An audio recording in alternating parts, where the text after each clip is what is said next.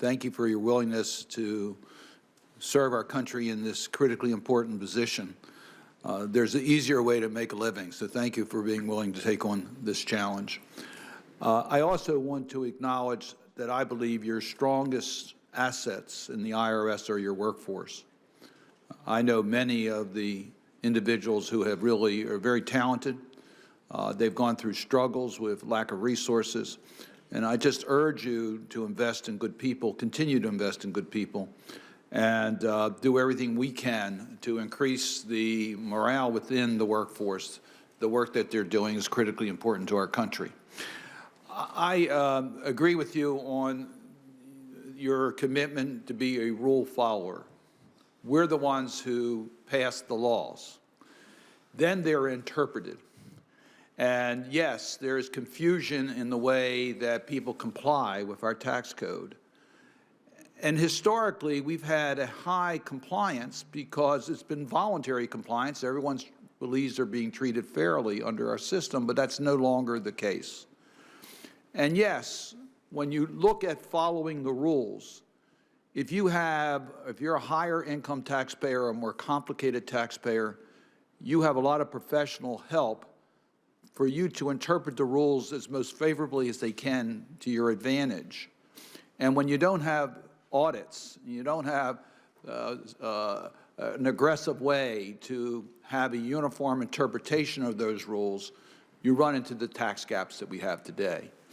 And so I agree with my colleagues that we want everyone to comply with the rules. It's not an income limit here on complying with the rules. We know that those of the higher incomes have found ways to bend those rules, and that has to end.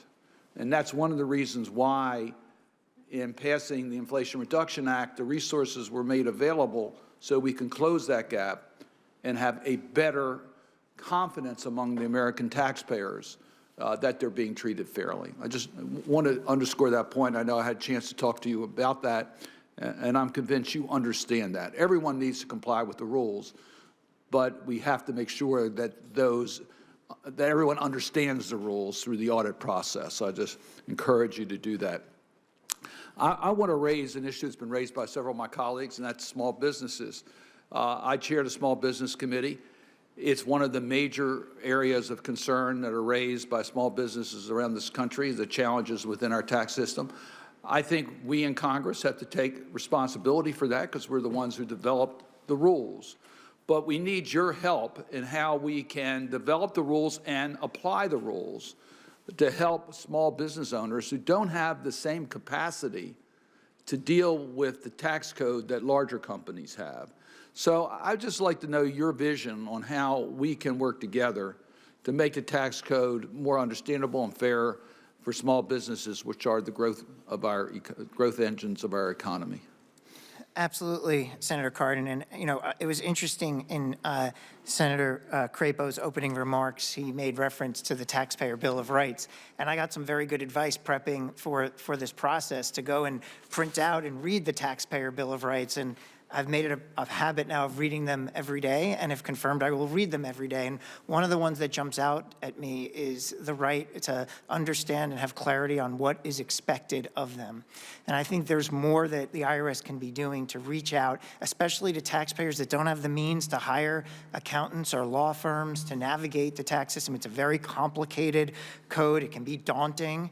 And so I think there has to be an objective to meet taxpayers where they are. If they can't afford the resources to help them navigate, how can the IRS do more to answer their questions? Whether it's people in taxpayer assistance centers, whether it's better solutions online, whether it's working with intermediaries, tax preparer associations, local chambers of commerce, whatever it is, to hold sessions that might be helpful. I'm ready to roll up sleeves and do what we can to help working families, small businesses meet their tax obligations in a much easier way than it has been to date.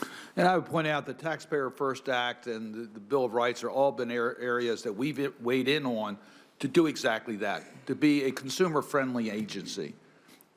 Phones have to be answered, advice has to be given that's accurate so people can respond in a timely way.